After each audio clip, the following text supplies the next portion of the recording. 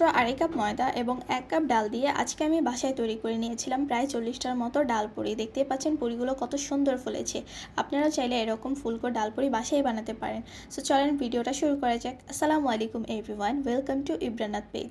আজকে আমি আপনাদের সাথে শেয়ার করতে যাচ্ছি একদম পারফেক্ট কীভাবে বাসায় ডাল পুরি বানানো যায়। সো চলেন শুরু করা যাক। প্রথমে আমাদের একটি পারফেক্ট ডো তৈরি করতে হবে। এর জন্য আমাদের নিতে হবে আড়াই কাপ ময়দা, স্বাদ মতো লবণ এবং প্রায় হাফ কাপের মতো তেলটা দেওয়া হয়ে গেলে আমি ভালোভাবে ময়দার সাথে মিক্স করে নেব। যখন ময়দাটা একটু মোট হয়ে আসবে তখন একটু একটু করে কুসুম গরম পানি দিয়ে আমরা একটা সফট ডো তৈরি করব।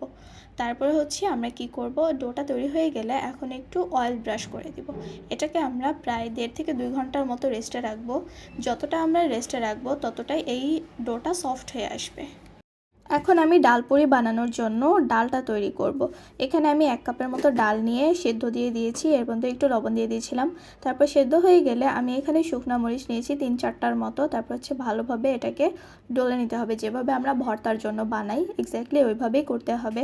তারপর ডালের সাথে শুকনো মরিচের মিশ্রণটা পুরো মিক্স করে দিতে হবে, তাহলে তৈরি হয়ে যাবে আমাদের ডাল পুরির জন্য ডালের পুর।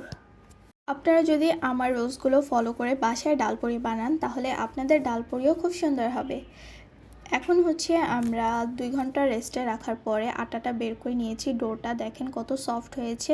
আপনারাও ট্রাই করবেন এরকম 1 ঘন্টা বা 1.5 ঘন্টা রাখার জন্য। তারপর ডোটা নিয়ে আমি এখানে সেম সাইজের করে সবগুলো লিচি কেটে নিচ্ছি ছুরির সাহায্যে। আপনারা চাইলে হাত দিয়ে এগুলো ছোট ছোট করে বল করে নিতে পারেন। তারপর এরকম হাতে নিয়ে বল করে নিব। তারপরে একটু স্প্রেড করে এর মধ্যে ডালের পুরটা দিয়ে দিব। একটু বেশি পরিমাণেই দিবেন, তাহলে খেতে খুব মজা লাগে। তারপর পুরো সাইডটাকে আমরা আটকে দেব যাতে ডালটা না বের হয়। তারপর ভিডিওতে যেভাবে দেখাচ্ছি ওইভাবেই করবেন, ঠিক আছে? এটা কিভাবে আমি এক্সপ্লেন করব। তারপর সেমভাবে আমি আরও একটা করে নিচ্ছি দেখানোর জন্য, যাতে আপনাদের সুবিধা হয় জন্য। তো আপনারা দেখে নেন, এভাবেই বাসায় করবেন ঠিক সেমভাবে। আর যদি আপনারা এটাকে পুরো রুটির মতো বেলে তারপরে পুর দেন তাহলে সেটা সুন্দর হয় না খুব একটা। তাই এভাবেই হাত দিয়ে একটু স্প্রেড করে তারপরে ট্রাই করবেন এভাবে বানানোর জন্য, তাহলে পুরিটা খুব সুন্দর হয়।